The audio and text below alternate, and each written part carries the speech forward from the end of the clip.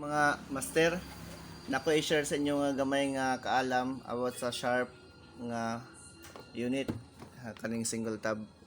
Ang problema niya mga master is dili mo tuyok ang iyahang kani wash motor. So napay Ajinomoto dito.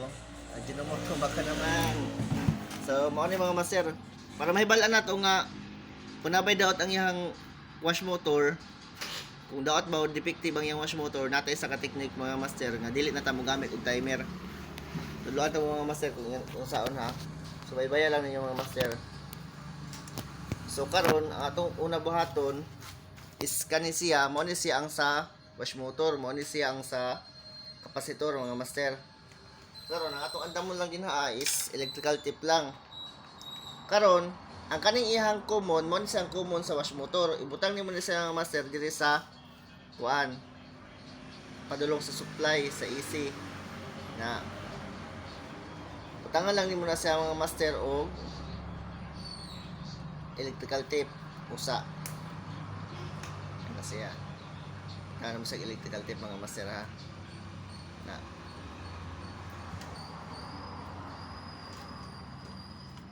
ganyan lang kanang electrical tape. Tapos mga master, ito ang sa wash motor, ito ang sa kapasitor. So ngayon mga master, Tagalog na tayo dito ngayon. Ilagay natin itong kulay blue sa bulor ring ng kapasitor. Ganyan. Tapos lagyan natin ng electrical tape mga master. Parang habang tumatagal nasasanay ako mag-Tagalog Ito. Tapos itong kulay red sa kapasitor at kulay red sa wash motor, ganun pa rin ang gagawin nyo. Idugtong nyo lang silang dalawa.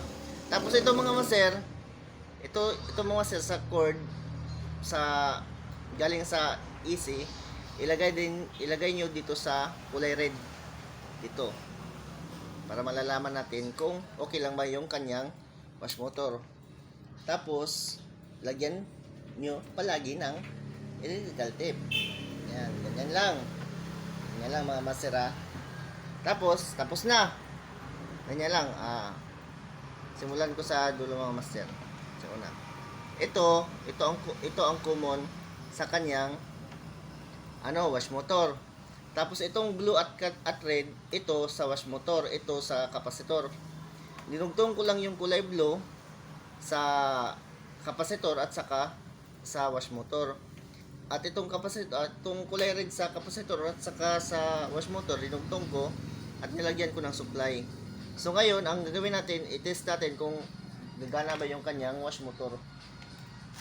Kasi ang problema nito mga master is ayaw umandar ng wash motor niya. So tingnan nyo yung kanyang diagram doon sa ilalim. Ang common mga master is ang kulay black. So ang blue at red doon nakakabit sa kapasitor. So yan, isaksak natin kung gagana ba. So ayun mga master, okay naman yung kanyang wash motor mga master. So walang problema. So ganun lang mga master. Salamat. Thank you. Bye bye.